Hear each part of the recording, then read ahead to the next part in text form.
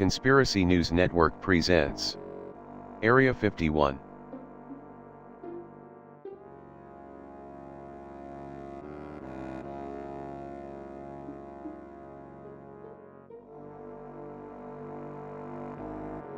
Area 51's coordinates are 37 degrees 14 minutes north latitude, 115 degrees 48 minutes west longitude. You can get a great view of it using Google Earth. Just type Area 51 into the flight field and the map does the rest. For decades, the base remained hidden from almost everyone. Satellite imagery of the area was routinely deleted from government databases. In 1973, Skylab astronauts inadvertently photographed the airfield. However, according to declassified documents, the CIA managed to censor the picture and keep it from being seen by the public. But in 2000, photographs taken by a Soviet orbital probe were obtained and published by the Federation of American Scientists, FAS. The collection of photos on the FAS website show the facility's growth from the late 1960s, including the construction of new buildings and a new runway.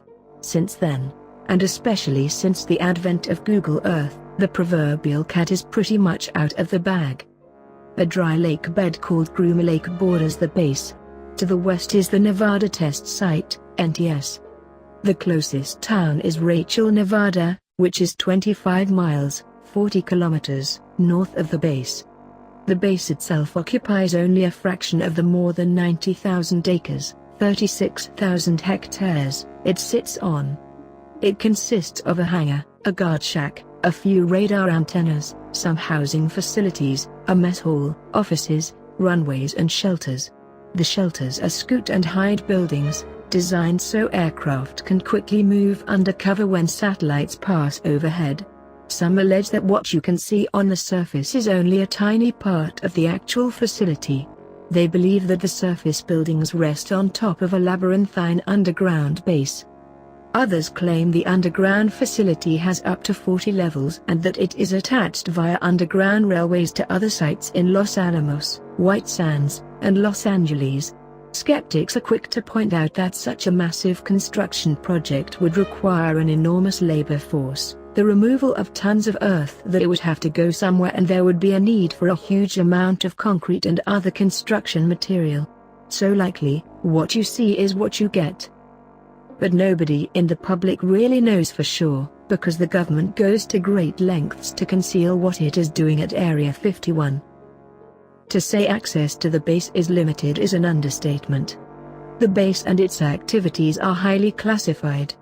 The remote location helps keep the activities figuratively under the radar, as does the proximity to the Nevada National Security Site, formerly the Nevada Test Site, NTS, where nuclear devices are tested. To gain access you need top security clearance as well as an invitation from the highest levels of the military or intelligence community. The government has gone to a lot of trouble to make it difficult for anyone to see what's going on inside Area 51. For years, mapmakers left out the facility, and while it fell inside the borders of Nellis Air Force Range, the road leading up to the facility was never shown. Even today, Area 51 is surrounded by thousands of acres of empty desert landscape, and the Air Force has withdrawn lands from public use to help keep the base hidden from snooping eyes.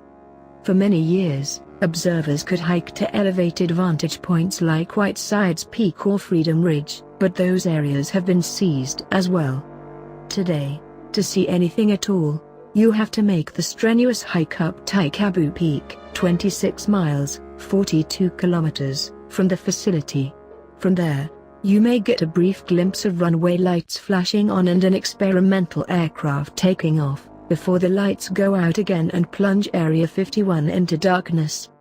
Everyone who works at Area 51, whether military or civilian, must sign an oath agreeing to keep everything a secret. Buildings at the site lack windows, preventing people from seeing anything not related to their own duties at the base. By some reports, different teams would work on similar projects at the same time, but their supervisors would keep each team ignorant of the other team's project. When testing a secret aircraft, Officials ordered all uninvolved employees to stay inside until the test flight was over and the aircraft returned to its hangar. Some believe that an alien spacecraft crashed in Roswell, New Mexico, and that the government shipped the wreckage and a body to Area 51 for examination and study.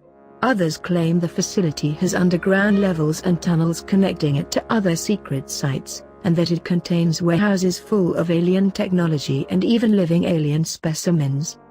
A few go even further, theorizing that the aliens are actually the ones running the show and their goal is to create a human-alien hybrid. The aliens seem to have lost the ability to reproduce on their own.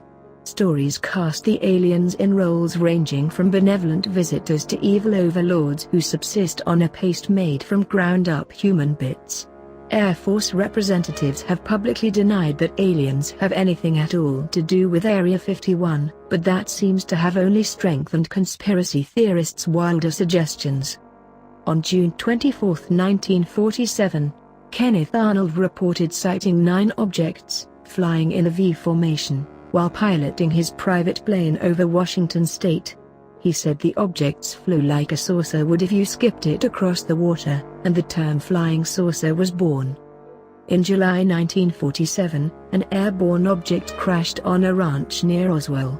The Roswell Army Airfield issued a press release from General William Butch Blanchard, stating it had recovered the remains of an unidentified flying object or UFO. The Army quickly retracted the statement, saying it was not a flying disc at all but a weather balloon. But the original statement had already run in several papers. The incident was largely forgotten until the 1970s when nuclear physicist Stanton T. Friedman wrote a book arguing that the crash was a result of extraterrestrial activity. In the 1990s, declassified documents said that the object recovered at Roswell was actually a balloon created for a surveillance program called Project Mogul. The weather balloon story was a cover for this secret project. Of course, UFO believers say that the spy balloon story is also a cover, and that the Army really did recover an alien craft.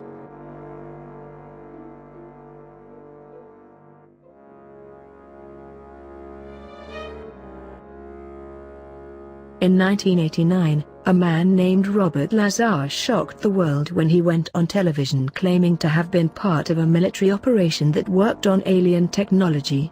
Lazar said that the government possessed at least 9 alien spacecraft at a base called DES-4, which is not far from Groom Lake.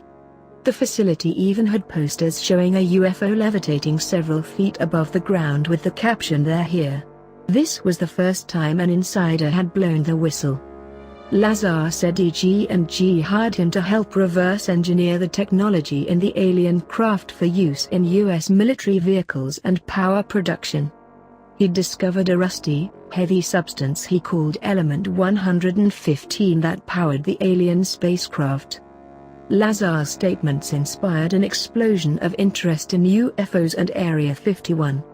But skeptics investigated as many of Lazar's statements as they could, and most appeared to be false.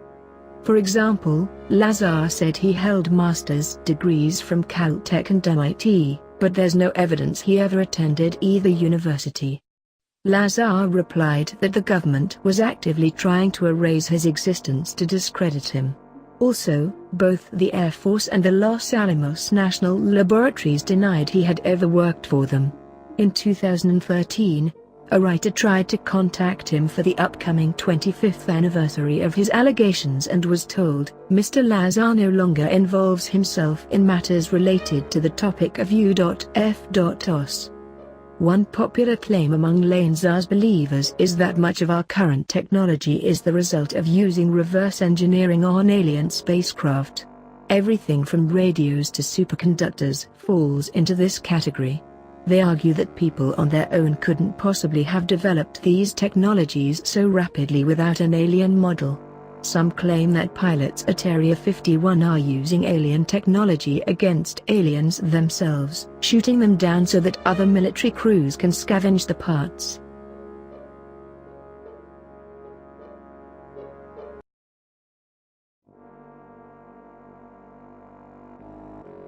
Not all conspiracy theories concerning Area 51 involve little green, or gray, men. Some revolve around a shadowy organization, or group of organizations, dedicated to bringing about the New World Order. UFOs and reverse engineering stories are just tactics these organizations use to distract the public from their real goal, world domination. One claim common to Lanzar's statements and other UFO enthusiasts' theories is a secret organization known as MJ-12, sometimes called Majestic or Magic 12. This group originally included a dozen extremely powerful individuals like President Harry S. Truman, the heads of organizations like the CIA, and powerful businessmen. Documents reported to be from this group have surfaced, mostly as discoveries of ufologist William L. Moore, including papers bearing presidential signatures.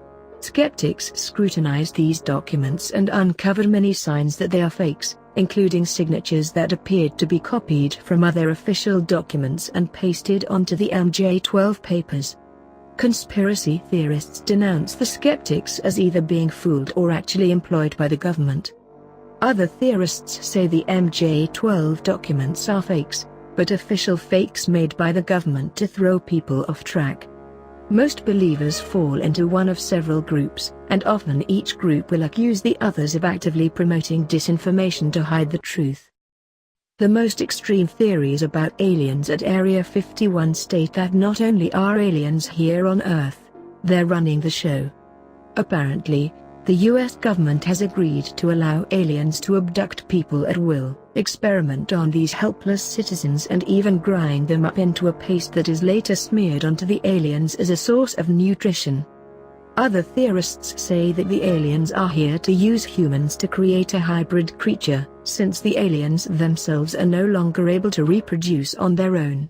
Some offer hope with reports of shootouts between government forces and aliens, resulting in the return of the government to power. In UFO enthusiast lore, Hangar 18 is the name of the building that houses a captured alien spacecraft and even an extraterrestrial being. The location of Hangar 18 is up for debate among believers. Some have claimed the hangar at Area 51 is Hangar 18.